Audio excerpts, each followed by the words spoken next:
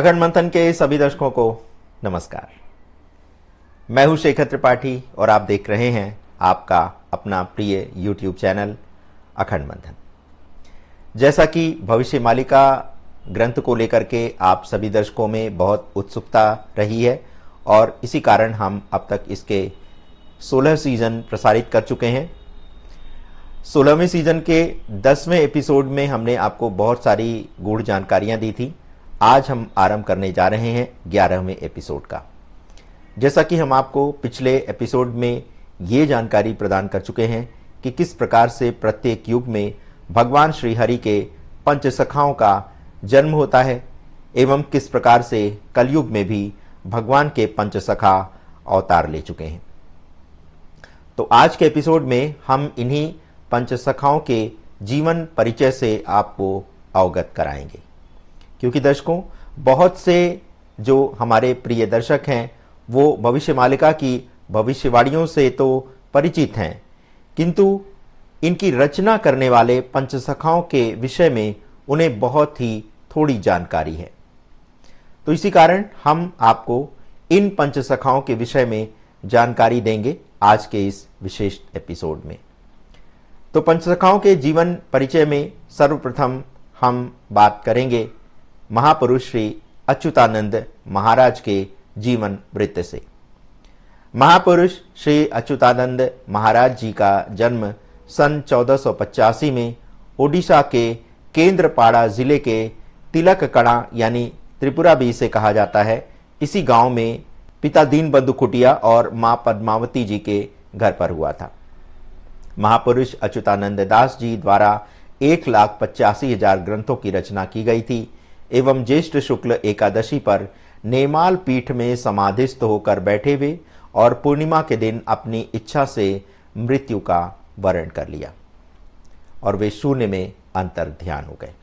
आइए अब आपको बताते हैं कि उन्होंने किन किन ग्रंथों की रचना की। तो उनके ग्रंथों में हरिवंश पुराण, गोपालंक ओगाल, लो लौडी खेल, बरमासी गीता, शून्य संहिता, अणाकार ब्रह्म संहिता, मणिबंध गीता, युगाब्धि गीता, बीज सागर गीता, अभेद कवच, अष्ट गुजरी, नव गुजरी, शरण पंजर, स्त्रोत, विप्रवाचक, मान महिमा और बहुत से भजनों की उन्होंने रचना की। इसके अतिरिक्त पटल, रास जड़ान, चौतीसा, तो उड़िया भाषा में 34 अक्षर से शुरू होने वाली कविता को चौतीसा कहा जाता है। तो इसके अतिरिक्त उन्होंने टीका, मालिका आदि श्रेष्ठ और कुल मिलाकर के लाखों ग्रंथों की रचना की है।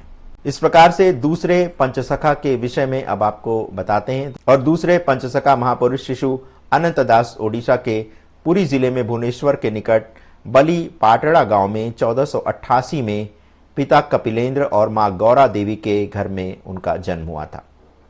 उन्होंने भी बहुत से ग्रंथों और मालिका साहित्य की रचना की थी। आइए उनके ग्रंथों के विषय में आपको बताते हैं।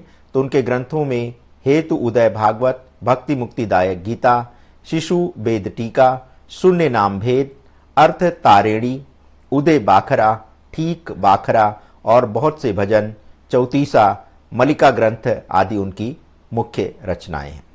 तीसरे पंचसखा श्री जगन्नाथ दास जी महाराज का जन्म ओडिशा के पुरी जिले में कपिलेश्वर गांव में पिता भगवान दास और मां पद्मावती के यहाँ हुआ था। उन्होंने संस्कृत में श्रीमद् भागवत के बाद सर्वप्रथम उड़िया भाषा में श्रीमद् भागवत महापुराण की रचना की थी और उसका अनुवाद किया था। उसके बाद बहुत से पुराण शास्त्र और भविष्य मालिका ग्रंथों की भी उनके द्वारा रचना की गई थी। उनके ग्रंथों में जो मुख्य हैं उनमें शोल चौपदी, चारी चौपदी, तुलाभिड़ा, दारू ब्रह्म गीता, दीक्षा संवाद, अर्थ कोयली, मृगुड़ी स्तुति, गुप्त भागवत, अनामय कुंडली, श्री कृष्ण कल्पलता, नित्य गुप्त चिंतामणि, नीलाद्रि विलास और कली मलिका, इंद्र मलिका ग्रंथ आदि प्रमुख उनकी रचनाएं हैं। उनके शास्त्र ज्ञान और भक्ति से मुग्ध होकर के भगवान श्री चैतन्य महाप्रभु जी ने उनको अति बड़ी उपाधि से विभूषित किया था। अब बात करते हैं चौथे पंचसखा के जीवन वृत्त के विषय में। तो महापुरुष बलराम दास जी ओडिशा के पुरी जिले में चंद्रपुर गांव में 1470 ईस्वी में, और कहीं कहीं इसको 1482 भी बताया गया है, तो इनका जन्म पिता सोमनाथ महापात्र और मां महामाया देवी के घर पर हुआ था। अब इनकी प्रमुख रचनाओं की बात करते हैं तो इनकी प्रमुख रचनाओं में प्रमुख है दाढ़ेता भक्ति, दांडी रामायण, ब्रह्मांड भूगोल, बाउल गीत गीता, कमल लोचन चौतीसा, कांत कोयली, लक्ष्मी पुराण, बेढ़ा परिक्रमा, सप्तांग योगसार टीका, बज कवच, ज्ञान चूड़ामणि और ब्रह्म टीका। इस तरह से उन्होंने बहुत सारे शास्त्र और पुराणों के साथ साथ मलिका ग्रंथ की भी रचना की थी, और उन्होंने अपने देह का जो त्याग किया था वो पुरी जिले के समगरा पाट नामक स्थान पर किया था। और अब पांचवें पंचसखा श्री यशोवंत दास महाराज के जीवन पर प्रकाश डालते हैं। तो महापुरुष यशोवंत दास जी का जन्म उड़ीसा के कटक जिले में अढंग निकटस्थ नंदी ग्राम में क्षत्रिय वंश में 1482, और कहीं कहीं इनका जन्म समय जो है 1486 भी लिखा गया है, और इसी सन में पिता बलभद्र मल मां रेखा देवी के घर पर हुआ था। यशोवंत दास जी के प्रमुख ग्रंथों में 84 आज्ञा, शिव स्वरद्वय, सठी मला, प्रेम भक्ति, ब्रह्म गीता, टीका गोविंद, चंद्र करुण रस में भरी हुई कविता होने के कारण बंगाल, असम से लेकर उत्तर भारत के सभी क्षेत्रों में इनकी रचनाएं बहुत ही विख्यात हुई। इसी प्रकार से उन्होंने भी बहुत शास्त्र पुराण और मलिका ग्रंथों की भी रचना की थी। तो यशोवंत दास का जो शरीर त्याग हुआ वो मार्गशीर्ष शुक्ल पक्ष षष्ठी के दिन उन्होंने इस संसार को एक तरह से त्याग दिया, और ये सभी पंचसखा आध्यात्मिक तत्व ज्ञान से संपन्न थे। हर समय वे सब निराकार भगवान श्री जगन्नाथ जी के साथ सूक्ष्म रूप से उनके संपर्क में रहते थे, और इन सभी पंचसखाओं पर भगवान श्री जगन्नाथ जी की अनन्य कृपा थी। और ये जो बातें श्री जगन्नाथ जी ने उन्होंने बताई थी, इन्हीं सब बातों को इन भविष्य मालिका ग्रंथ में इन पंचसखाओं के द्वारा लिखा गया था।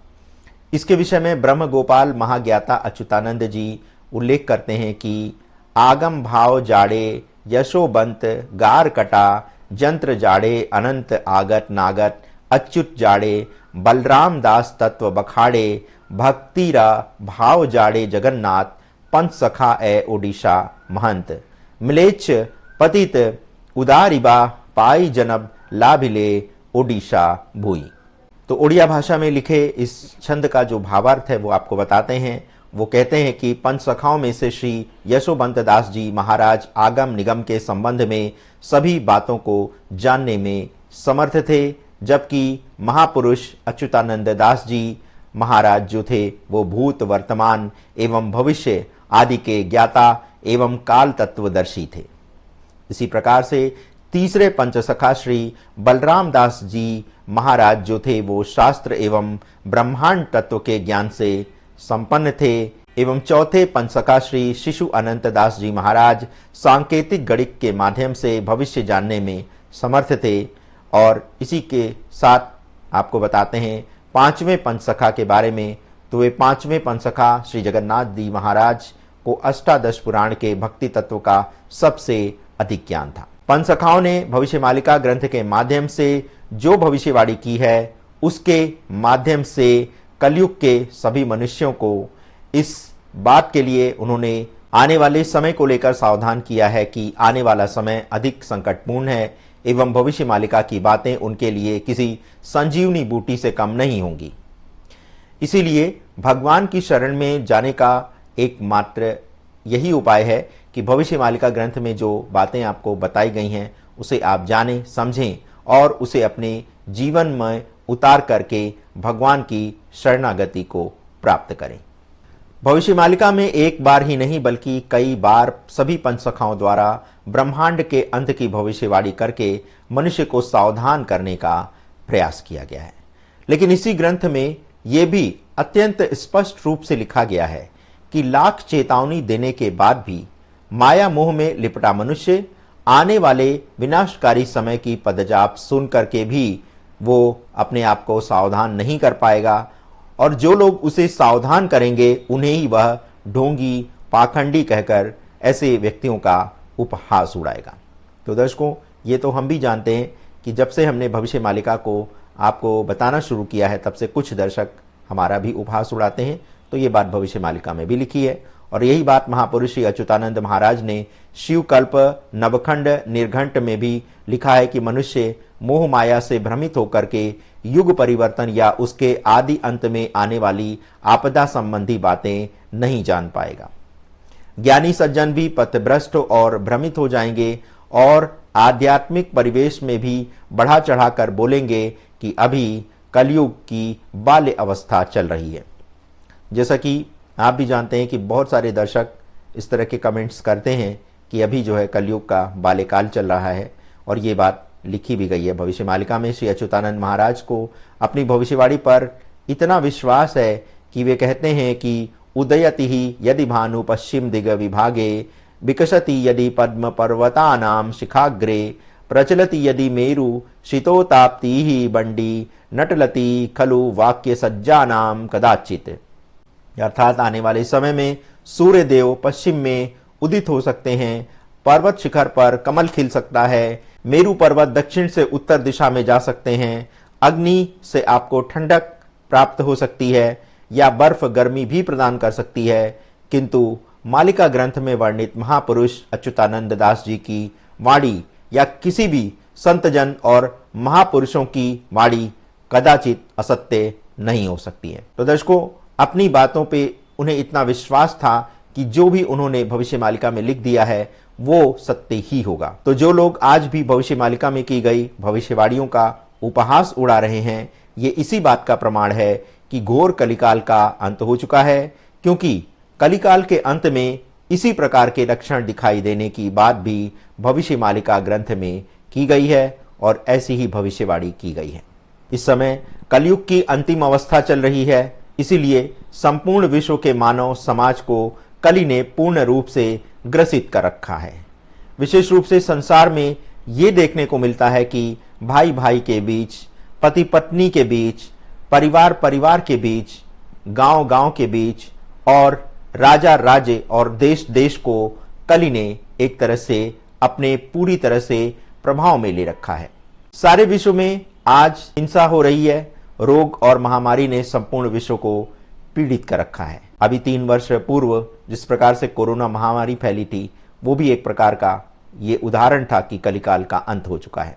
बिना औषधि के सेवन से मनुष्य समाज का जीवित रहना आज असंभव हो गया है। इसी भविष्य मालिका में लिखा गया है कि आगामी 8 वर्षों में मनुष्य कई प्रकार की प्राणघातक आपदाओं का शिकार भी होने जा रहा है, जिसमें तृतीय विश्व युद्ध, खाद्य संकट और पवन प्रलय, जल प्रलय, अग्नि प्रलय, भूकंप, दुर्भिक्ष एवं किसी अनजान महामारी से लाखों करोड़ों लोगों का जीवन समाप्त हो सकता है। तो ये बात भी भविष्य मालिका में लिखी गई है। और अभी आप भूले नहीं होंगे 2020 का वो समय जबकि एक कोरोना वायरस ने सारे संसार में भारी तबाही मचा दी थी। लोग एक दूसरे को स्पर्श करने से डर रहे थे, एक मनुष्य दूसरे मनुष्य से डर रहा था। ऐसे में विज्ञान के बड़े से बड़े चमत्कार भी इस वायरस के आगे एक तरह से फेल हो गए थे। जिस अज्ञात महामारी के आने की बात भविष्य मालिका में लिखी गई है, उसके 2025 में आने की आशंका है, जब शनिदेव मीन राशि में गोचर करेंगे।